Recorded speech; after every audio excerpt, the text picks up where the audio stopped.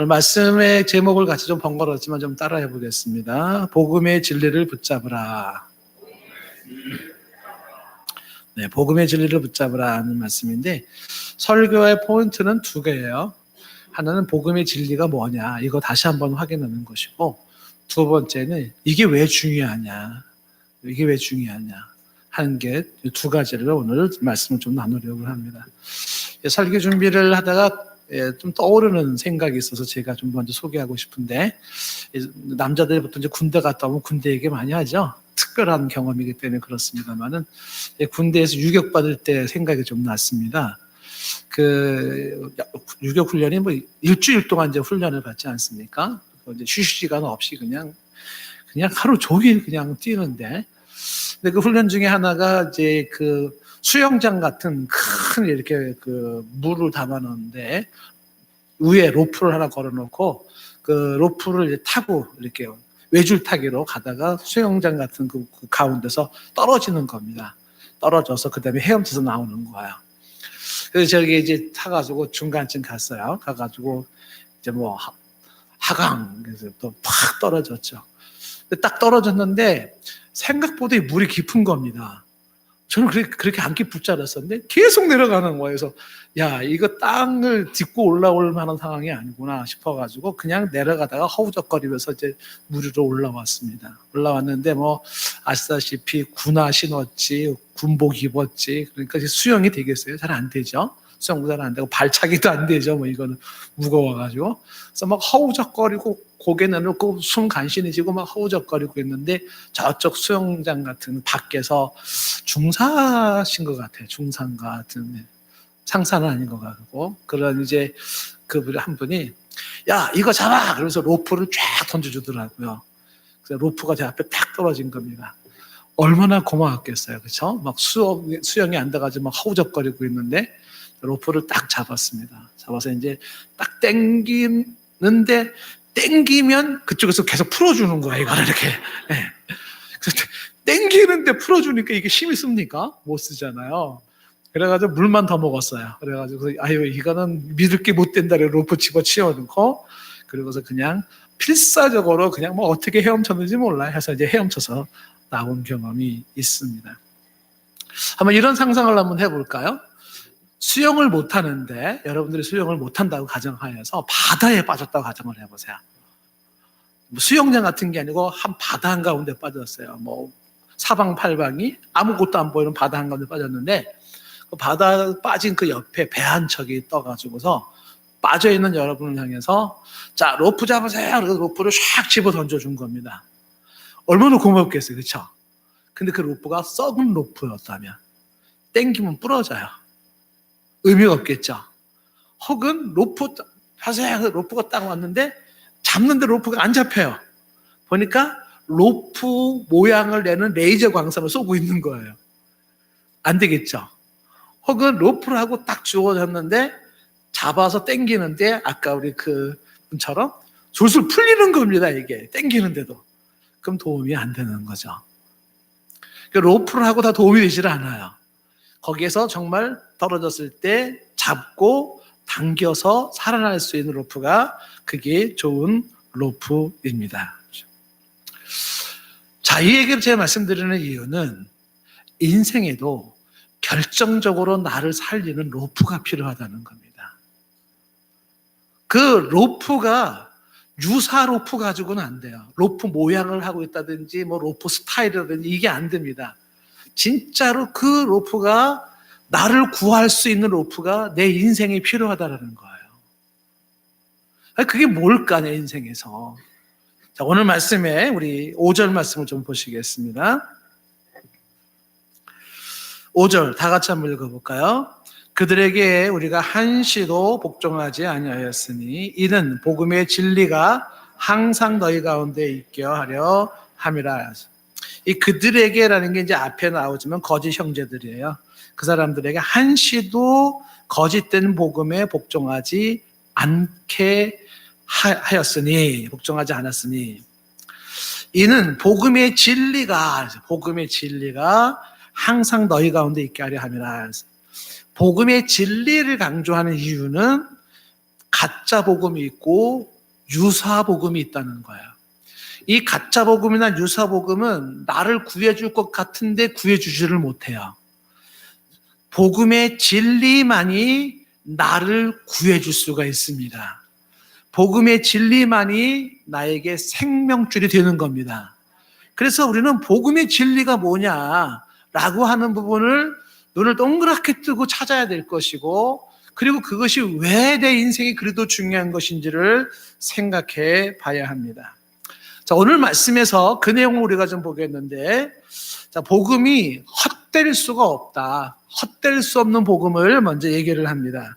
그게 이제 2장 1절부터 보시면은요, 14년 후에라고 시작됐죠. 그러니까 개발을 신방하고 1장 18절에 개발을 신방했던, 방문했던 1차 예루살렘 방문, 그 이후로 14년입니다. 배척당하고 고향에 돌아와서 쓸쓸하게 지내면서 그 14년이 지난 후에 바나바 그리고 디도 그와 함께 다시 예루살렘으로 올라가는 일이 있었습니다. 이 다시 예루살렘으로 올라간 게 두 번째 올라간 것인지 아니면 세 번째 올라간 것인지를 정확히 알 수는 없어요. 그런데 다시 예루살렘에 올라갔다라는 것입니다. 왜 다시 올라갔냐 하면 2절 말씀, 그 이유가 남아있죠. 계시를 따라 올라가라는 것은 하나님이 주신 마음으로 올라갔다는 거죠. 하나님이 올라가라는 마음을 주셔서 올라간 겁니다. 왜 올라갔어요? 내가 이방인 가운데서 전파하는 복음을 그들에게 제시하되, 이거예요. 이방인 가운데서 전파하는 복음을 그들에게 제시하려고 가서 얘기를 하는 겁니다. 이방인 가운데도 뭐가 필요했냐면 복음이 필요했어요. 여기 이방인이라고 하는 것은 비유대인들, 이스라엘 사람이 아닌, 이스라엘 사람들이 아닌 그 외의 모든 사람들은 다 이방인이에요. 저와 여러분도 이방인입니다. 이스라엘 사람으로 보면은. 그러니까 그 이방 사람들에게도 뭐가 필요하냐면 복음이 필요해요. 왜? 이 복음이 바로 생명줄이기 때문에 그런 거예요. 그래서 이 복음을 그들에게 복음이 이렇게 전해지고 있다는 것을 예루살렘에 가서 얘기를 해야만 했었습니다. 왜 그랬냐면 계속 읽어보시면요, 가서 유력한 자들에게 사사로이 했다고 되어 있는데, 유력한 자들이 그 예루살렘에 있는 예수님의 12제자 가룟 유다들을 빼고 그 12제자들의 중에서 대표가 되는 사람들이에요. 예를 들면 베드로, 야고보, 요한 같은 사람들인데, 이들에게 여기서 야고보라고 하는 사람은 이게 3차 방문일 때는 야고보는 이미 죽은 상태고요. 왜냐하면 3차 방문은 사도행전 15장 사건이고 야고보는 사도행전 12장에 죽었기 때문에 그게 안 돼요. 그런데 2차 방문일 때는 이게 사도행전 11장 내용이기 때문에 야고보가 죽기 전입니다. 자, 그런데 어쨌든 교회의 유력한 자들에게, 그 사람들에게 사사로이라는 것은 개인적으로, 공적으로가 아닌 개인적으로 그들에게 얘기를 한 겁니다. 얘기를 한 거예요. 왜 얘기를 했냐면 그 다음에 나와 있죠. 내가 다름질하는 것이나 다름질한 것이 헛되지 않게 하려 함이라는 거죠. 그 다름질한 게 뭡니까? 그게 이방인 가운데서 복음을 전파한 거예요. 그 이방인 가운데 복음 전파한 건 이것이 헛되지 않기 위해서 예루살렘에 가서 이야기를 했다라는 겁니다. 특히 유력한 자들에게 얘기를 했다는 거죠. 왜 그러냐 하면 이때 당시에 이방인들에게 하나님을 소개하고 하나님 백성을 만든다는 건요, 상상할 수 없을 만큼 어마어마한 사건입니다. 그들에게 있어서 이방인이라는 사람들은요, 더러운 사람들이고 하나님을 버림받은 사람들입니다. 감히 선민의 백성에 그들이 들어온다고요? 감히 택함 받은 백성에 그들에게 들어온다고요? 말이 안 되죠. 그래서 이 이방인들에게 복음을 전한다라는 것은 충격인데, 이거를 미리 얘기해 놓지 않으면 어떻게 돼요? 불필요한 오해가 생긴다든지 마찰이 생긴다든지 트러블이 생기는 겁니다. 사도 바울은 그렇게 하고 싶지가 않았던 거죠. 이 사역이 너무 중요한 거고 앞으로도 계속 이 이방인 복음 사역이 이루어져야 되는데, 그러기 위해서는요, 이렇게 복음을 전했더니 사람들이 이렇게 믿고 이렇게 회심하고 돌아오더라, 이런 얘기를 알려주면서 선교의 협력을 같이 해야 했던 것입니다. 나의 다름질이 헛되지 않기 위해서. 그래서 다름질 헛되지 않는 게 뭐예요? 이 복음 사역이 헛되지 않기 위해서 불필요한 마찰이나 다툼이 없도록 얘기를 했다는 겁니다. 이 헛될 수 없는 복음이라는 것이 다시 이제 사건적으로 하나 좀 얘기를 합니다. 헛될 수 없는 복음이. 자, 어떤 거냐 하면 사건적으로 얘기하는 거는 3절에 그러나 나와 함께 있는 헬라인 디도까지도 억지로 할례를 받게 하지 아니하였으니 그 디도에게 억지 할례를 받게 하지 않았다. 이 얘기를 하는 거죠. 이것도 복음이 헛될 수 없기 때문에 그런 건데 이게 무슨 내용이냐 하면 당대의 최대 이슈 중에 하나가 바로 이방 크리스찬들이 할례를 받아야 되느냐 하는 문제입니다. 할례가 구원의 필수다, 아니다. 이 문제가 당대는 중요한 문제였습니다. 자, 예를 들면 이 문제 가지고 최초의 기독교 총회, 기독교 인류 최초의 총회가 열린 게 사도행전 15장이라면 예루살렘 공의회, 예루살렘 총회가 열렸는데 그때 의제가 뭐냐면 할례가 구원의 필수냐 아니냐 이 문제였습니다. 사도행전 15장 1절 말씀에 보시면은 어떤 사람들이 유대로부터 내려와서 형제들을 가르치는데 뭐라고 말하냐면 너희가 모세의 법대로 할례를 받지 않냐면 능히 구원을 받지 못하리라. 그러니까 할례를 받지 못하면 남성의 성기 표피를 잘라내는 거잖아요.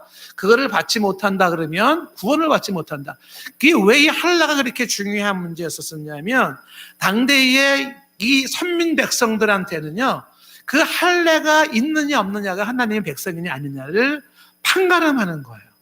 다시 말하면 하나님의 백성 중에 할례를 받지 않은 사람은 없어요. 할례를 받지 않고 하나님의 백성 되는 경우가 없습니다. 그래서 모세의 언약대로 할례는 당신 하나님의 백성이라는 표시이기 때문에 필연적으로 받아야 된다. 이게 없다면 하나님의 백성이 아니다. 구원이 이루어지지 않은 거다. 이렇게 보는 겁니다. 자, 5절 말씀에 특히 바리새 중에 한 사람이 어떤 사람들이 와서 일어나서 말하죠. 이방인에게도 할례를 행해라. 그래서 모세의 율법을 지키게 하라는 거죠. 그것이 마땅하다는 거예요. 그래서 이방인에게도 할례를 행하게 하고 모세의 율법을 지키게 하는 게 마땅하다는 거예요. 근데 여기에서 사도 바울이나 베드로나 사람들이 이제 생각하는 게, 야, 잘 좀 생각을 해봐라. 만약에 할례를 받아야 구원받고 율법을 지켜서 구원을 받는다면 왜 하나님이신 그분이 이 땅에 오셔야만 했고 그분이 왜 그렇게 나무에 달려서 구약의 예언대로 나무에 달려서 구약에서의 짐승의 피로 제사하듯이 왜 그분이 피를 흘렸겠느냐라는 거예요. 왜 하나님은 예수님의 십자가 보혈 사건을 만들어 놓았겠냐는 거예요. 율법을 지켜서 구원을 이루는 거라면, 할례를 받아서 구원을 이루는 거라면 예수님의 그 사건은 대체 왜 만들어 놨겠느냐. 그 예수님은 인간이 율법을 지킬 수 없는 한계가 있고 행위로서 구원받을 수 없는 것을 하나님이 너무 잘 알기 때문에 하나님이 예수 십자가 사건으로 구원을 완성해 놓으시고 그거를 우리에게 주시는 게 아니냐. 이제 이 문제가 사도행전 15장에서 계속 논란이 됐던 거예요. 그래서 15장에 이제 9절로 넘어가면 이렇게 나오죠. 9절에 믿음으로 그들의 마음을 깨끗이 하사 그들이나 우리나 차별하지 않으시다. 믿음 안에서는 이제 뭐 유대인이고 비유대인이고 그건 구분이 없다. 차별이 없다. 무슨 뭐 선민 백성이고 뭐 이스라엘은 선민 백성이고 그다음은 아니고 그게 아니다. 이제는 믿음으로써 그들이나 우리나 차별이 없는 시대가 되어졌다. 이렇게 말하는 겁니다. 그리고 10절 말씀에 그런데 지금 너희가 어찌하여 하나님을 시험하여 우리 조상과 우리도 능히 매지 못하던 멍에를 제자들의 목에 두려느냐. 제자들이 뭐예요? 이방인 크리스찬들 아니겠습니까? 우리 조상도 못한 게 율법을 못 지킨 거예요. 누구도 못했어요. 근데 그거를 왜 굳이 이방인들에게 멍에를 씌워가지고 그 목에다가 메어가지고 그렇게 살게 하려고 하느냐. 하나님께서 그렇게 못하는 인간 때문에 예수 십자가 사건을 만들어 놓은 거였는데 왜 그렇게 하느냐라고 반문을 하는 겁니다. 11절에 그러나 우리는 그들이, 즉 이방인들이 우리와 똑같이 동일하게 주 예수의 은혜로 구원받는 줄을 믿노라. 이게 그 총회의 결론인 거예요. 그래, 그 할례나 율법이 그게 그렇게 구원 결정하는 게 아니라 주 예수의 은혜로 구원받는 거다. 이것은 유대인이나 비유대인이나 선택받았다는 그런 이스라엘 사람들이나 교회 사람들이 똑같다는 것입니다. 이런 문제에서 지금 다시 갈라디아서 들어오면 3절에 왜 디도에게 억지 할례를 시키지 않았는지 좀 감이 옵니까? 억지 할례를 시키지 않은 것은 할례를 시키면 행위 구원 쪽으로 가버려요. 행위 구원. 행위로서 지킴으로써 구원 문제가 나오는 거예요. 근데 그 문제가 아니라 예수님에 대한 믿음으로 구원을 받는 믿음 구원의 문제이기 때문에 그래서 억지로 할례를 받게 하지 아니한 거예요. 왜? 할례라는 행위로 구원받는 게 아니라 십자가 예수님을 믿음으로 구원받는 것이기 때문에 그래서 분명히 하기 위해서 그래서 할례를 받게 하지 않았다는 겁니다. 자, 또 번거롭지만 좀 따라합니다. 행위 구원, 믿음 구원. 자, 이거를 제가 따라하게 한 이유는 중요하기 때문에 그런 거죠. 왜냐하면 많은 사람들이 아직도 이 문제에 대한 구분을 제대로 못 시켜서 굉장히 애로사항이 많다는 겁니다. 행위 구원이라는 것은 사람이 선행이나 사람의 공로나 사람이 무엇인가를 해서 구원에 이른다라고 하는 생각입니다. 내가 뭘 어떻게 해서 내가 이렇게 안식일을 지키고 내가 이렇게 자선 사업을 하고 또 내가 이렇게 업을 쌓아서 내가 이렇게 했기 때문에 그래서 구원에 이르고 그렇게 못하면 구원에 이르지 못한다는 그래 행위로 구원을 결정하는 이 행위 구원, 그 행위 구원이 결정적으로 예수 그리스도가 이루어 놓으신 구원을 믿음으로 받아들인다는 이 사실을 어떻게 해요? 헛되게 만들어요. 주 예수의 보혈을 무의미하게 만들거나 주 예수의 보혈을 헛되게 만든다는 겁니다. 여기에 이제 문제의 심각성이 주어지는 겁니다. 성경을 통해서 우리가 분명히 정립해야 되는 것은 구원은 사람이 만드는 게 아닙니다. 구원은 내가 만드는 게 아니에요. 구원은 하나님이 만드는 거고 하나님이 만들어 놓으신 거를 선물로 받는 겁니다. 그걸 은혜로 받는다라고 하는 거예요. 구원은 하나님의 사역이지 사람의 사역이 아니다라는 걸 구분을 시켜야 합니다. 이런 얘기를 하게 되면 얘기가 굉장히 길어질 수가 있습니다. 왜냐하면 구원을 받았다라고 하는 믿음의 구원을 강조하는 사람들 중에 믿음으로 구원을 강조하면서 살아가는 삶은 심한 말로 개떡같이 살아가는 사람이 있다는 거예요.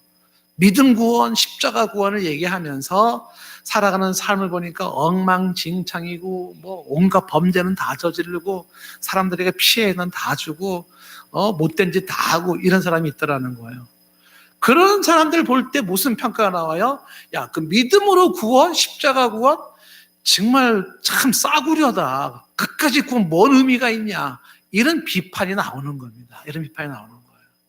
그러다 보니까 정말 네가 구원받은 사람이라면 삶이 이렇게 도덕과 윤리와 거룩과 이런 이웃을 생각하는 모습과 선행과 이런 것들이 나와야지 구원받은 거지라는 얘기가 나오는 겁니다.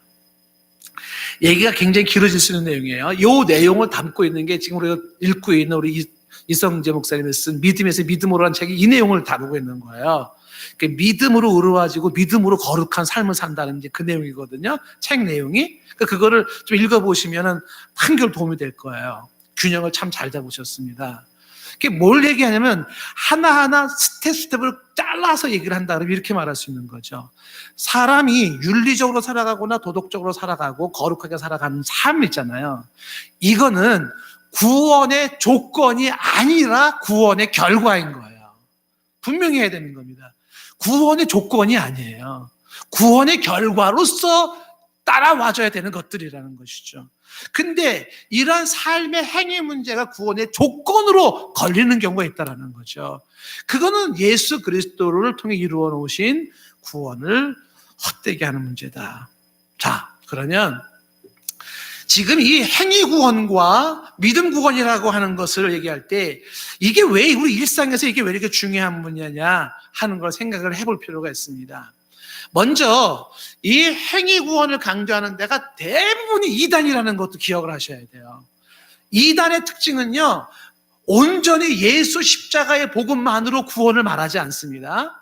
반드시 거기에는요, 예수님도 믿어야 되지만 그러면서 따라오는 게 안식일을 지켜야 되고 구약의 의식법 장막절, 초막절도 지켜야 하고 교주가 명한 것도 지켜야 되고 심지어는 이 정도 전도를 해야 되고 이걸 해야 되고 저걸 해야 되고 이렇게 요구사항을 해요. 그렇지 않으면 이름이 생명책에서 빠졌다라든지 지워진다든지 이렇게 얘기를 하는 거죠. 그러니까 어떤 의미에서는 이 구원의 간절함이 있는 사람들에게는요, 그런 행위의 문제가 이게 일종의 협박의 문제가 되어버리는 거죠. 이단들이 그런 거죠.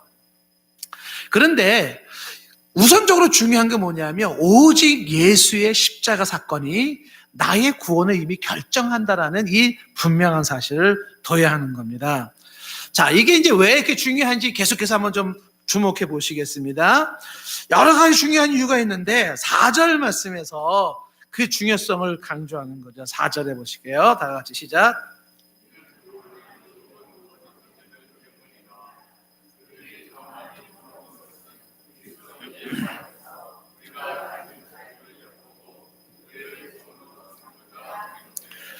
여기 거짓 형제들이라는 얘기가 나와 있지요. 바로 이 사람들 때문에 사도 바울이 디도에게 억지 할례를 시키지 않은 거예요.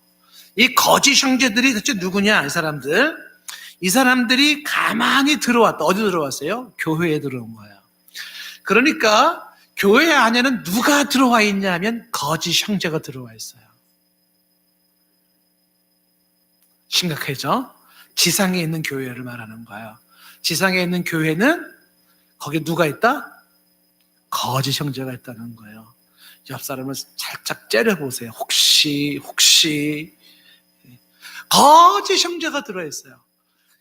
이게 굉장히 무서운 겁니다. 사실은 절대 다선 그렇지는 않겠지만 어떤 경우에 거짓 형제가 들어와요. 그래서 사도 바울이 사도행전 20장 29절 말씀에 보시면 28절 넘어가서 29절에 보시면 내가 떠난 후에 사나운 이리가 여러분에게 들어온다 그러잖아요. 교회 안에 사나운 이리가 들어오는데 사나운 이리가 거짓 형제입니다. 들어와서 어떻게 해요? 양떼를 아끼지 않아요. 그 소중한 양떼들을 어떻게 해요? 생명줄 잡고 살아야 되는데 생명줄 잡고 살지 못하게 만드는 게 사나운 일인데 거짓 형제, 사탄의 사주를 받은 자죠. 그래서 30절 말씀에 이런 사람들이 어떻게 제자들, 즉 크리스천들을 끌어갑니다. 그 끌어가려고 어그러진 말을 해요. 어그러지는 말이 뭡니까? 유사 밧줄을 던지는 겁니다. 유사 복음을 말하는 거예요. 복음 같은데, 신앙적인 것 같은데, 성경적인 것 같은데, 그런데 뭔가 이상하게 어그러진 말을 해서 사람들을 끌고 가요. 어디를 끌고 갑니까? 지옥으로 끌고 가는 거예요. 지옥으로. 교회 안에 침투해 들어온 거짓된 사상, 거짓된 가르침이 거짓된 사람들에 의해서 퍼져 있는 겁니다. 그래서 분별해야 돼요. 복음의 진리가 항상 너희 가운데 있어야 되는데 그 복음의 진리가 뭐냐 이걸 자꾸 붙잡아야 되는 거예요. 안 그러면 어떻게 해요? 잘못된 밧줄을 잡고 살라 그런다고요. 못 살아요. 그러니까 바른 밧줄을 잡고 내가 살아야 되기 때문에 교회 안에 침투해 들어온 거짓 형제가 있다는 겁니다. 종종 교회가 예수님의 이름으로 방심했다가 낭패를 당하는 경우가 많이 있어요. 교회 안에서도요, 주의할 건 주의하셔야 됩니다. 사랑관계도 마찬가지예요. 그런데 이 거짓 형제가 다시 갈라디아 2장 4절에 보면 이 사람들이 가만히 들어온다 그랬죠. 이 가만히 들어오는 게 뭡니까? 정체를 잘 드러내지를 않는 겁니다. 외관상 구분이 안 돼요. 그래서 어떻게 보면 신앙이 좋아 보이고 어떻게 보면 대단히 훌륭해 보이고 괜찮아 보여요. 근데 그게 가면이에요. 일인데 양의 탈을 탁 쓰고 있는 겁니다. 그래서 그 사람 말 들으면 안 돼요. 근데 분별력이 약한 어린 양들은 구분을 못하는 거예요. 복음의 진리를 아직 모르고 있는 사람들은 분별이 안 돼요. 뭐가 진리지 뭐가 나를 살리는 건지 구분이 안 됩니다. 그래서 그냥 가만히 들어온 사람이 믿음 좋은 것 같고 괜찮아 보이는 사람의 이야기에 속한 거예요. 그리고 그 말을 믿고 따랐다가는 썩은 밧줄 그리고 술술 풀리는 밧줄을 잡고 살려고 하는 것과 똑같아져요. 결국은 버림받게 되는 것입니다. 이 2장 4절 말씀에 보시면 이렇게 되어 있잖아요. 이 거짓 형제가 가만히 들어와서 어떻게 했냐면 그리스도 예수 안에서 우리가 가진 자유를 엿본다고 되어 있어요. 그리스도 예수 안에서 우리가 가진 자유가 있는데 그 자유를 엿본다. 이 엿본다는 이 단어가 영어로 뭔지 아세요? 영어로 엿보고 영어로 스파이예요.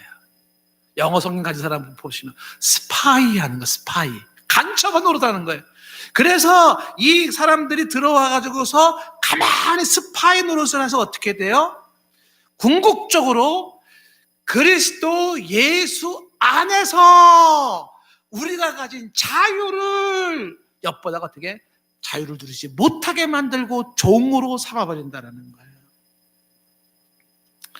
여기서 우리가 왜 이 문제가 중요한지를 생각하는 거예요. 복음이 주는 자유가 있고 율법이 주는 멍해가 있습니다. 율법이 주는 멍해라는 게 행위를 통해서 갖게 되는 멍해가 있다는 사실이에요. 복음이 주는 자유가 있고 율법이 주는 멍해가 있는데 이게 얼마나 중요한 문제인지를 잠시 얘기를 좀 하려고 하는 것입니다. 자, 여러분 보세요. 예를 한번 들어볼게요. 성경에서 먼저 한 사람 예를 들자면 사도 바울을 먼저 예를 들어보겠습니다. 사도 바울이요, 복음이 주는 자유를 깨닫기 전에, 그걸 알기 전에 내 안에 복음의 진리가 없었을 때 예수 그리스도의 십자가 사건이 만들어 놓았던 어마어마한 이 하나님의 구원의 역사, 이 복음의 진리가 없었을 때에 사도 바울의 삶이 어땠냐면 로마서 7장 18절에 이렇게 고백을 하는 거야. 내 속고 내 육신의 겉사람이죠. 선한 게 없어요. 내 안에 선한 게 하나도 없다는 거예요. 내가 원하는 것은 원하는 것은 있을지 모르지만 선을 행할 수가 없어요. 선을 행할 능력이 없어요. 인간이 뭐냐? 인간이 이게 사도 바울 한 사람에게만 국한된 얘기일까요? 인간이 뭐냐? 인간 속에는 선한 게 없어요. 선을 행하려는 마음은 있지만 선을 행할 수 있는 능력이 안 된다라는 게 지적입니다. 그래서 19절에 이렇게 말해요. 내가 원하는 바 선을 행하지 아니하고 도리어 원하지 아니하는 바 악을 행해요. 이게 괴로운 겁니다. 내가 원하는 것이 안 되고 원치 않는 게 되는 거예요. 나 인생 정말 잘 살고 싶었어요. 근데 안 사라지는 걸 어떻게 해요? 잘 안 사라져요. 이 문제가 되는 거죠. 왜 그런가? 20절 말씀에 보니까 대답을 이렇게 하는 거죠. 만일 내가 원하는 그것, 즉 선이죠. 그것을 하면 이를 행하는, 아니, 그것이라는 게 원하지 아니한 그것이니까 악이죠. 원하지 아니한 그것도 악을 행하면 이를 행하는 자가 누구예요? 내가 아니라 내 속에 죄입니다. 내 속에 죄가 있어. 그 죄가 나로 하여금 원하는 바 선을 행치 못하게 만든다는 것입니다. 여기까지 이해가 좀 잘 따라오고 계시나요? 잘 안 따라오나요? 다시 할까요?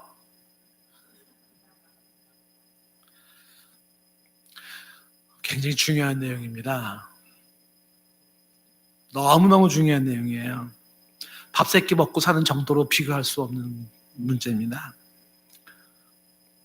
원하는 바 선을 행하지 못하고 원하지 않는 악이 나와요. 나 그렇게 승질 부리고 싶지 않았는데 승질이 나와버렸어요. 나 그렇게 미워하고 싶지 않은데 미움이 나와버린 거죠. 나 그렇게 질투하고 싶지 않은데 질투가 생긴 거예요. 나 그렇게 교만하고 싶지 않은데 교만이 나와버린 거죠. 나도 모르는 새에 내 삶에 얼룩져 있는 수많은 잘못된 것들이 막 나오는데 왜 그럴까? 나 이렇게 살고 싶지 않았는데, 나 싸우고 싶지 않았는데, 나 반항하고 싶지 않았는데, 나 왜 그랬을까? 내 속에 죄가 있어.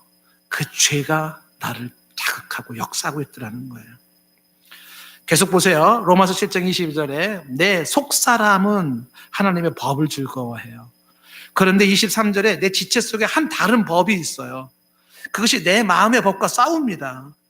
그래서 내 지체 속에 있는 죄의 법, 그 한 다른 법이 죄의 법인데 그 죄의 법이 나랑 싸우다가 어떻게 누가 이겨요? 죄의 법이 이겨요. 그 죄의 법이 나를 사로잡는 것을 보는 거죠. 선과 악이 내 안에 공존하고 있는데 막 싸우는데 근데 누가 이깁니까? 악이 이겨서 악이 나를 사로잡아 버려요. 그래서 내가 악해지는 거예요. 내 안에 선과 악이 싸우면서 그 악이 나를 사로잡아요. 그래서 인생의 패배자가 되는 거예요. 이 전쟁터에서 패잔병이 되는 겁니다. 이런 생활들을 나날이 하면서 경험되어지는 고백이 뭐예요? 탄식이 나오는, 그래서 탄식, 24절 말씀, 이런 탄식이 나오는 거죠. 오호라, 나는 곤고한 사람이로다. 이 사망의 몸에서 누가 나를 건져줄까? 오호라, 나는 곤고한 사람이로다라는 이 곤고하다라는 걸 조금 실감내게 표현하면 미치겠네, 그런 뜻이에요. 나 정말 괴로워 죽겠네, 이런 뜻입니다. 정말 미치겠다. 이 사망의 몸에서 어찌할 수 없는 나의 인생 현실 속에서 누가 나를 건져줄까? 한 가지 분명한 것은 내 힘으로는 내가 이 상을 못 건져내요. 나는 못해요, 지금.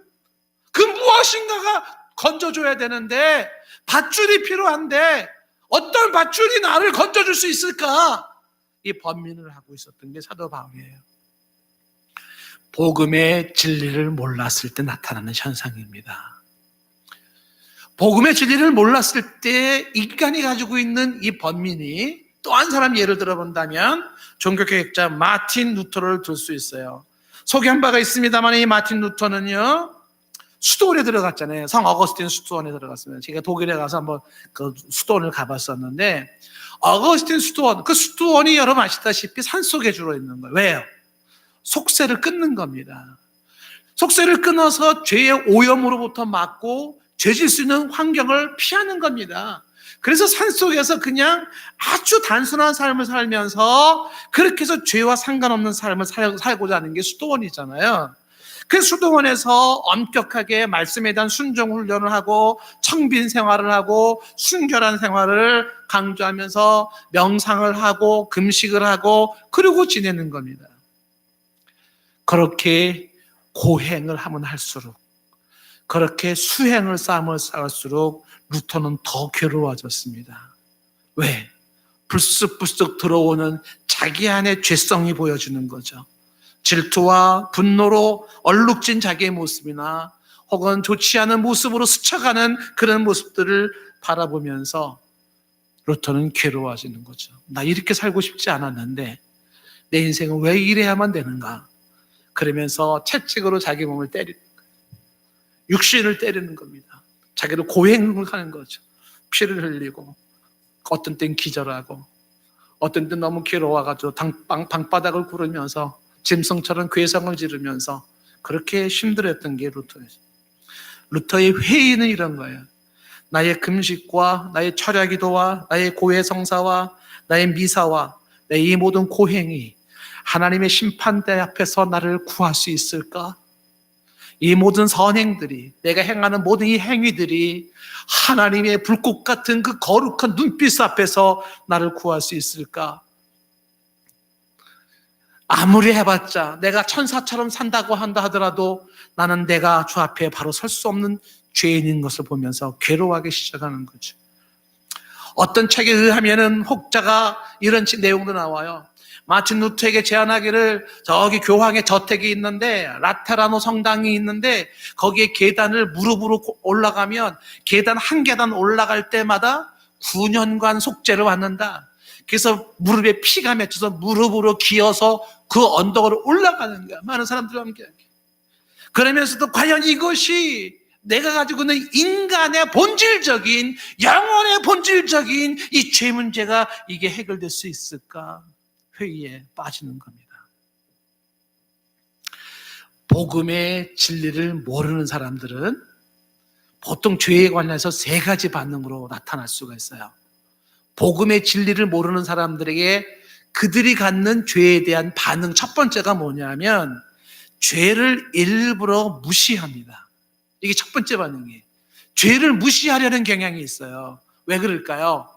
죄를 생각하면 괴로워지기 때문에 그렇습니다. 그래서 억지로라도 죄를 인정하지 않으려고 합니다. 애써 죄를 부정하고 애써 죄를 외면합니다. 죄랑 엮이는 것 자체가 싫어요. 왜요? 괴로워져요. 그래서 누군가가 죄 얘기를 하면 어떻게 됩니까? 못 들은 척하는 거예요. 혹은 그 죄 얘기를 계속 얘기하면 분노하게 생겨요. 싸움을 하게 되는 겁니다. 어떻게 하든지 자기 자신은 죄랑 상관이 없다라는 선을 거놔야지만이 그 죄로부터 주어지는 번민과 고통에서 벗어날 수 있다고 착각하고 있는 겁니다. 이것은 마치 몸에 병이 있는데 그 질병을 가지고서 스스로가 자기는 질병과 상관이 없다고, 무관하다고 여기는 것과 같은 거예요. 내 몸의 질병을 생각하면 괴로워지거든요. 그 질병을 억지로라도 인정하지 않으려고 하는 겁니다. 부정하고 외면하는 겁니다.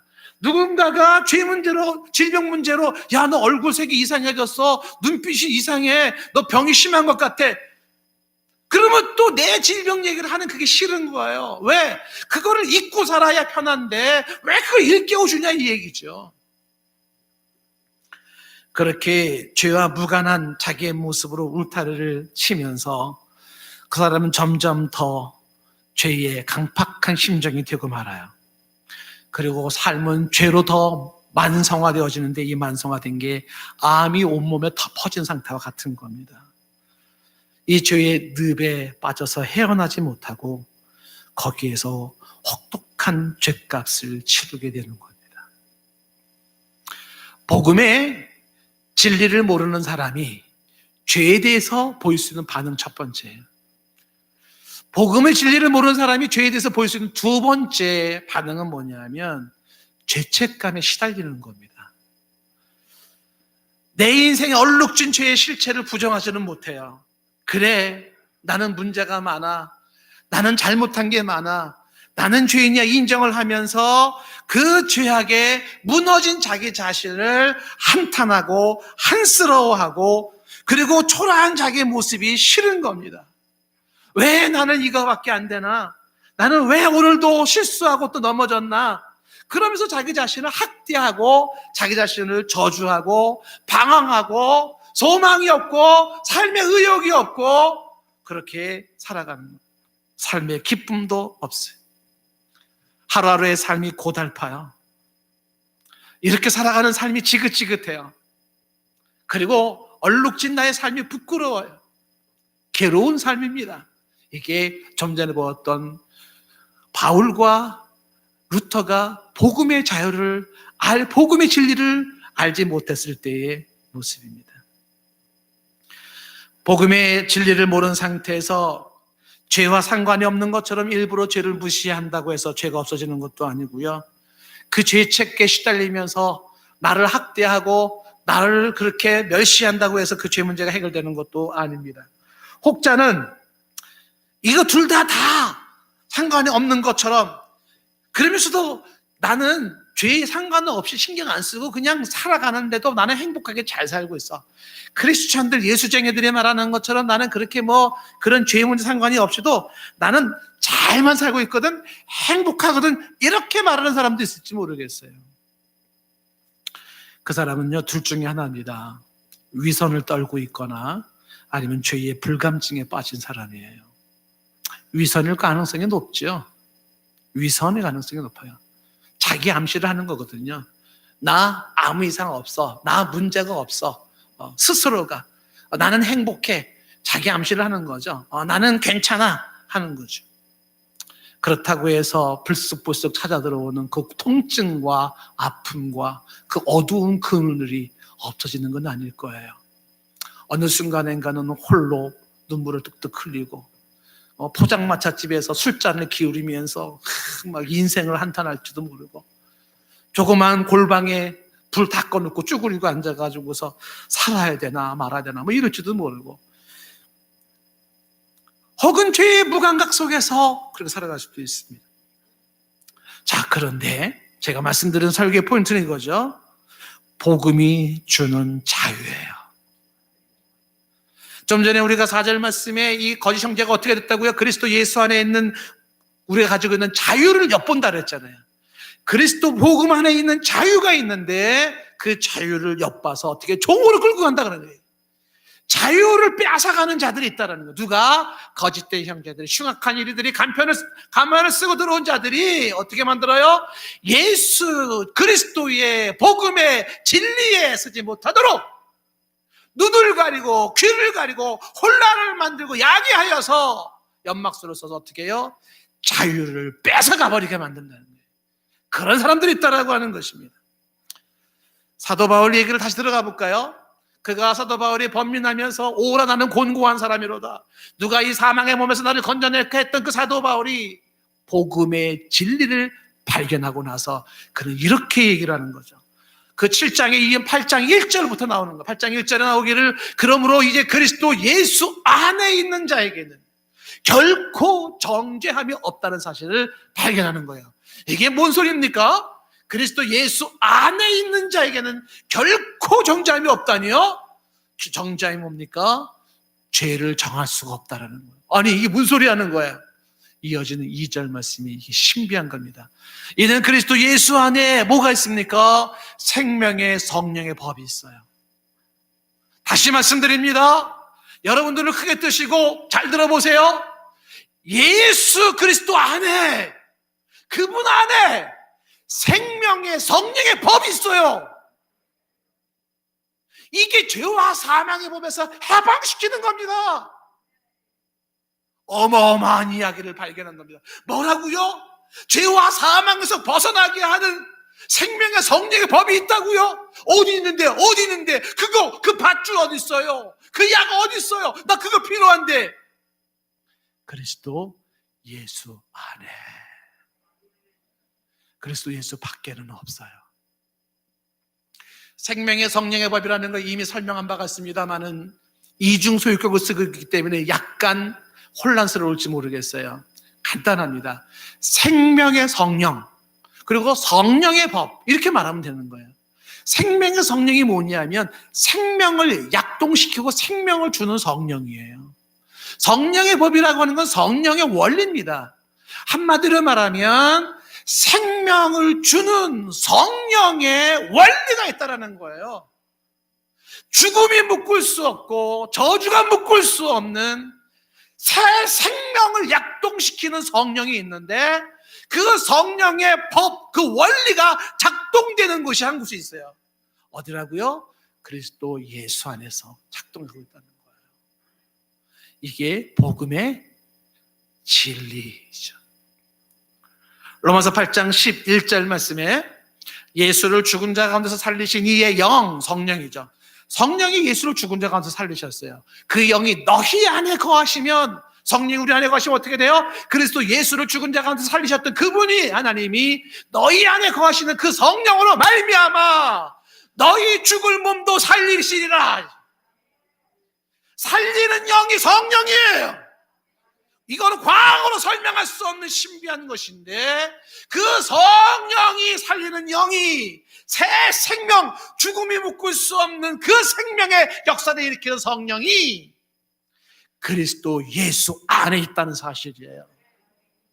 이거를 발견하지 못한 사람들은 그리스도 밖에서 엄한 밧줄을 잡고 살려고 애를 쓸 겁니다.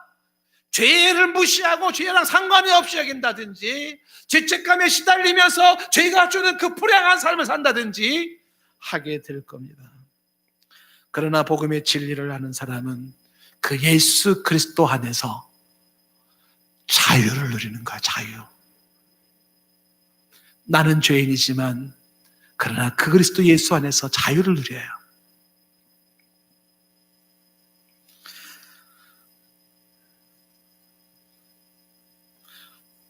마틴 루터를 한번 생각해 볼까요?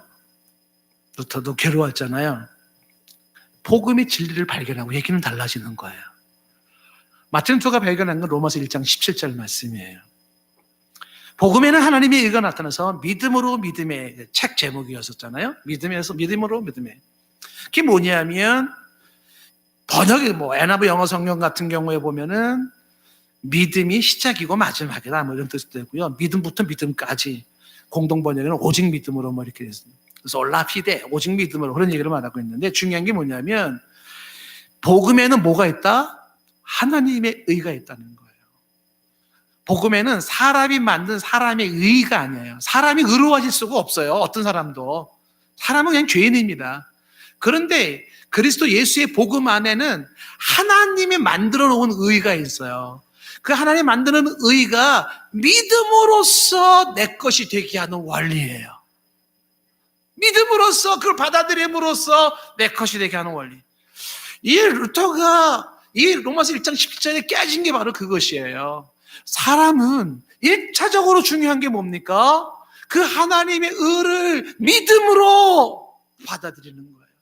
그동안 수행으로, 고행으로, 금식으로, 학대로 그렇게 살아왔던 그것이 행위 구원의 문제가 아니라 그걸 믿음으로 왜 예수님이 하나님이신 그분이 왜 이 땅에 오셔야만 했는지, 그분이 왜 그 거룩하신 분이 인간에게 그렇게 버림받으면서 그렇게 십자가에서 피 흘려 죽어야만 했는지, 단순한 역사의 해프닝이 아니라 영원 전부터 예정되어 왔고 작정되어 왔던 그 십자가 사건, 구속의 사건이 왜 예수 안에서 이루어져야만 했는지, 그게 그냥 흘러갈 이야기가 아니라 그 수천 년 전부터, 창세 이전부터 하나님의 구원의 작정이 왜 그렇게 이루어졌었는지에 대한 그 사건에 눈이 열리는 거예요.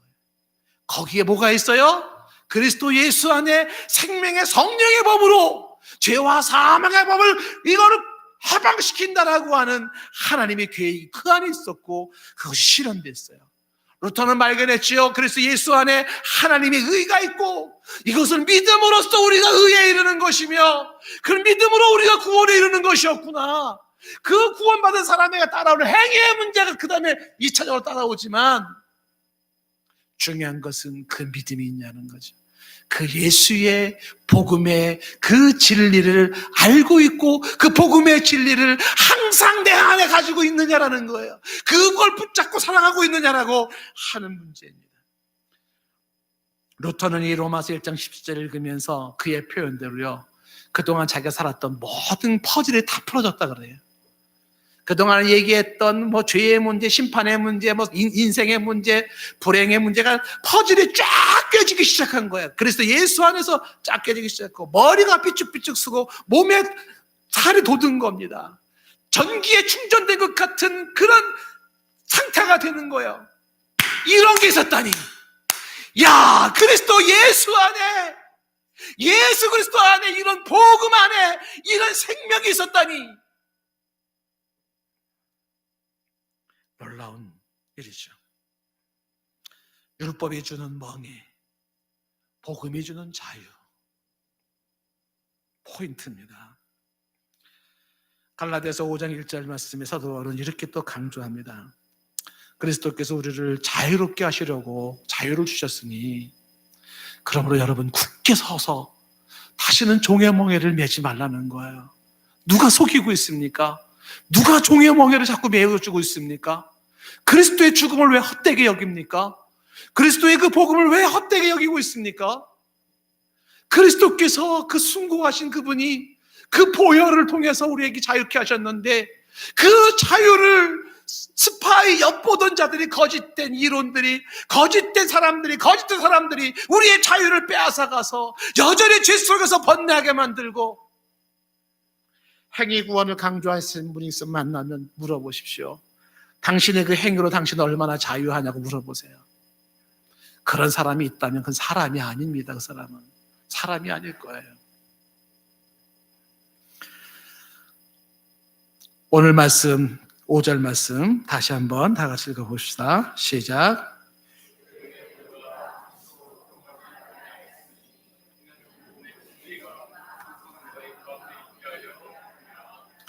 그들에게가 뭐가요? 거짓된 형제에게, 거짓된 이론들에게 행위 구원을 강조하고 있고, 비복음적인 것들에 대해서 한시도 복종하지 않아요.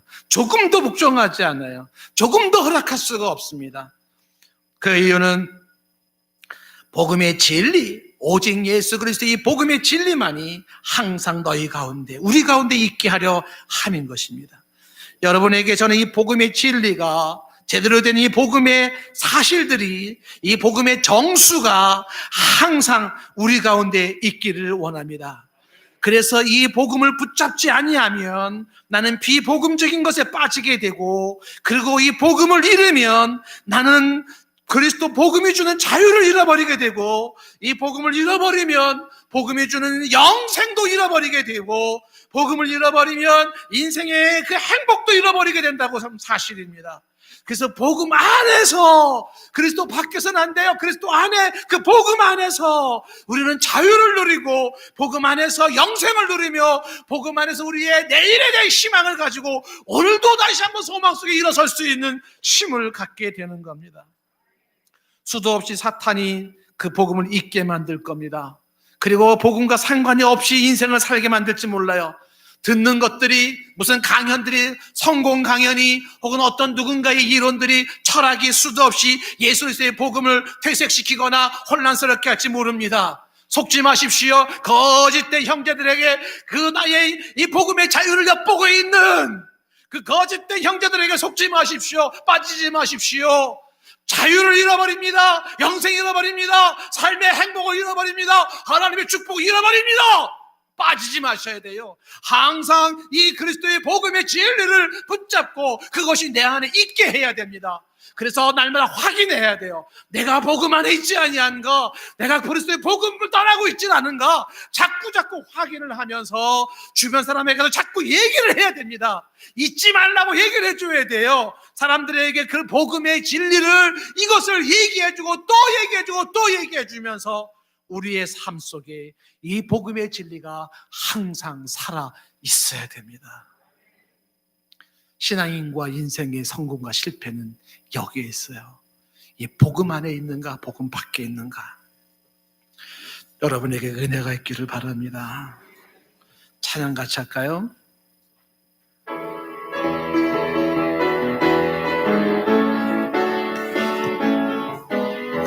많은 사람들 참된 진리를 모른 채 주님 곁을 떠나갔지만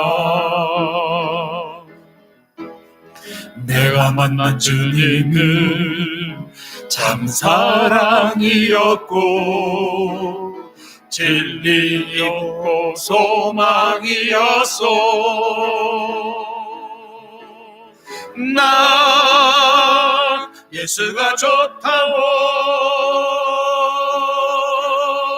나 예수가 좋다고,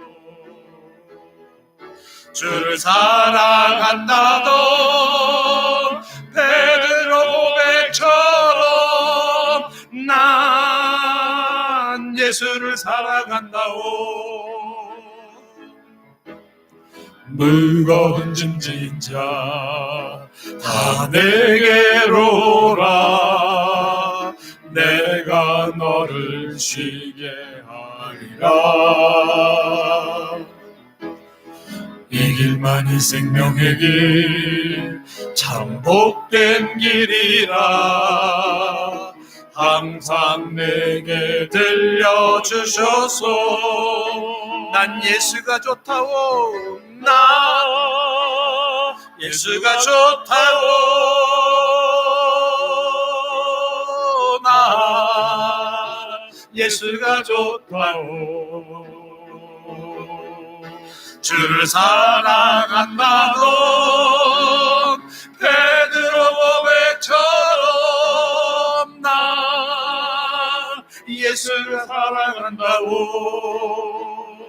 형제자매요, 형제자매요, 참된 행복을 찾거든 예수님을 만나보세요.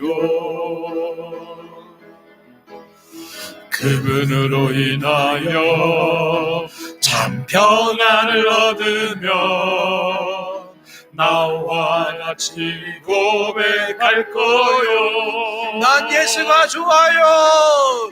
난 예수가 좋다고. 그 누가 뭐라 해도 난 예수가 좋다고. 주를 사랑한다던 베드로 고백처럼 난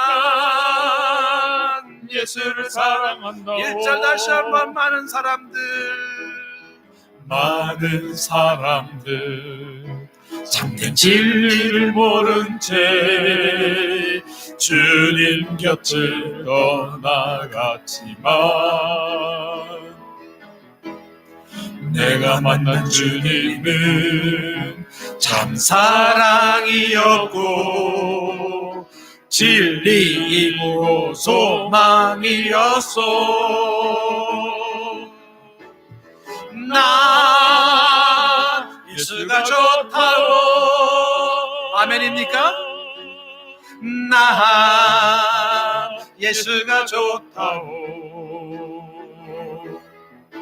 주를 사랑한다던 베드로 고백, 큰 소리로 고백하세요. 난 예수를 사랑한다고. 무거운 짐진 자 다 내게로 오라. 내가 너를 쉬게 하리라. 이 길만이 생명의 길, 참 복된 길이라. 항상 내 들려주소서. 나는 예수님이 좋아요. 난 예수가 좋다고. 난 예수가 좋다고. 주를 사랑한다던 베드로 고백처럼 난 예수를 사랑한다고. 형제자매 여러분들이요, 형제자매여, 참된 행복을 찾거든 예수님을 만나보세요. 예수님을 만나보세요. 그분으로 인하여 참 평안을 얻으며 나와 같이 고백할 거요. 난 예수가 좋다고. 그 누가 뭐라 해도 난 예수가 좋다고. 주를 사랑한다던 베드로 고백처럼 난 예수를 사랑한다고. 예수를 사랑할 수밖에 없는 이유가 여러분에게 있기를 원합니다. 하나님 아버지, 예수님이 그런 분이셨습니다. 나의 인생의 본질적인 문제가 그 예수 그리스도 안에서만 해결될 수 있다는 이 놀라운 사실을 주님 눈을 뜨게 하시니 감사합니다. 내가 살아날 수 있는 유일한 생명의 밧줄이 예수 그리스도 복음의 진리 안에 있음을 이 시간 견고히 붙잡게 하옵소서. 이 복음의 진리가 항상 24시간 365일 죽을 때까지, 주님 품에 안기는 그 순간까지 내 삶에 있게 하옵소서. 이 복음의 진리를 떠나 거짓된 이야기들, 잘못된 이야기들, 비복음적인 것들, 그곳에 종이 되지 않기를 원합니다. 이 놀라운 복음이 온 천하에 선포되게 하시고 이방인 가운데서도 이 놀라운 복음으로 인한 생명과 자유의 역사가 일어나게 하옵소서. 예수님의 이름으로 기도드리옵나이다. 아멘.